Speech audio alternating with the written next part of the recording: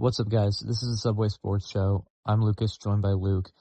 And obviously, after a week of being gone, I am back. Hope you guys enjoyed last week's video with Luke.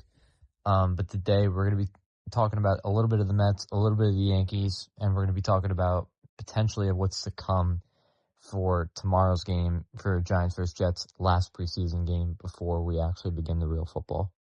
We're going to start off with the Mets. There's been some good, there's been some bad. They did, about 2 weeks ago, they swept the Nationals, and then they took 2 of 3 from the Padres. And I found that to be huge because the Padres were, I think, the hottest team in baseball going into that series. They had not lost a series in 7 straight series. So that was, I think that was big. And obviously with the series opener, Carson Bench threw out 2 runners in the first inning, and then in the next inning, A.J. Ewing threw out a runner. So that was pretty sick to see. Against the White Sox, they got walked off via home run twice in that series. They won 1, so they lost 2 of 3 there. And they've split the first 2 games against the Brewers. They've got another one coming up. They could be playing as this video is honestly dropping. But what more do you expect? Honestly, I've said it like over and over again now.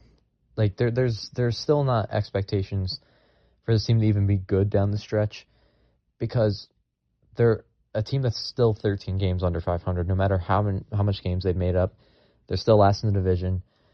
They're still, one of the, I wouldn't say one of the worst teams in baseball now. I would say that they're one of the worst teams in the National League, though. But I've also said it the last time I was on. I said that the Mets need to finish the season strong, because it's better than finishing it weak. You go into the offseason with some optimism, and it's like the Braves last year. Arguably the best team in the final 2 months, but it was way too late.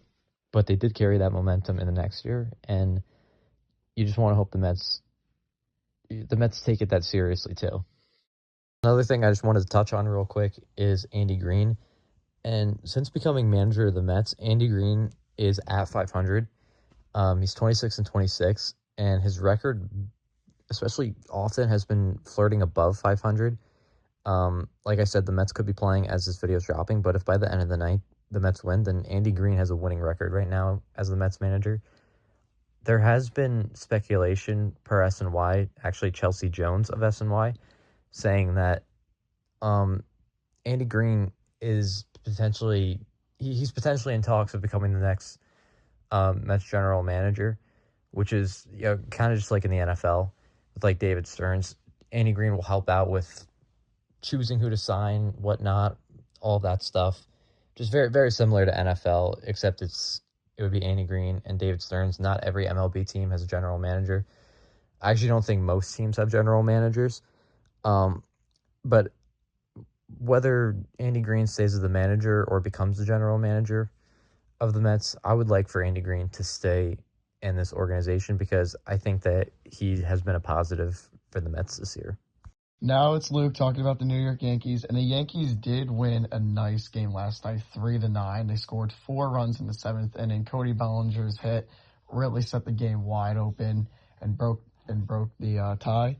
But the Yankees, there's really no to talk about. Let's be honest. They've just been, I wouldn't say really good, but it's not like a month ago when they were horrible and they were just getting by. They look really, really good right now. And Jazz Chisholm, last video I said, is he going to get extended or not extended as the Yankees? We don't know as of right now. It seems like it's still on it. The Yankees will not extend him or send him an offer. But he's been heating up. He's been doing very well. His OPS is like in the low 7s still. It's been inconsistent all year because he did start the year worse than he has been ever. So that's one thing you'd take from it.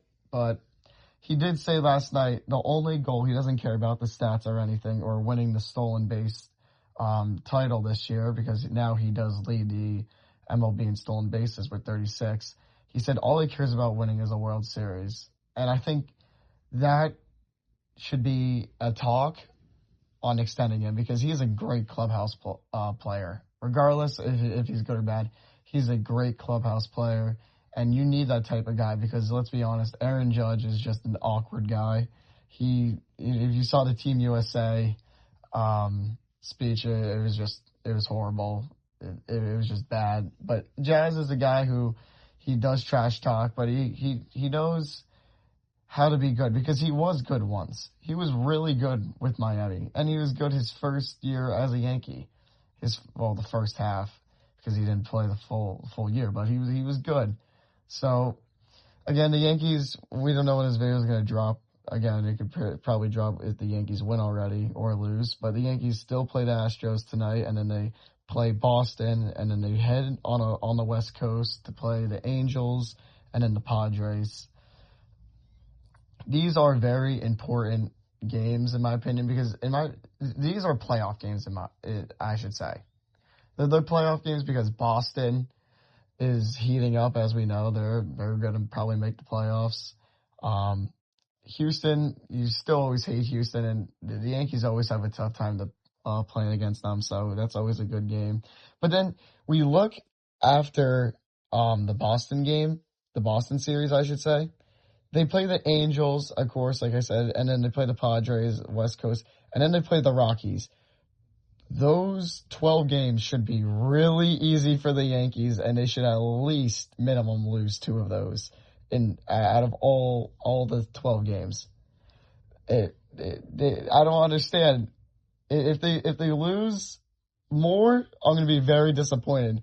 Because then after that, they go right into the Subway Series, and we know the Yankees do not do good against the Mets in the regular season. They do horrible. They got swept 2 years ago, 2024.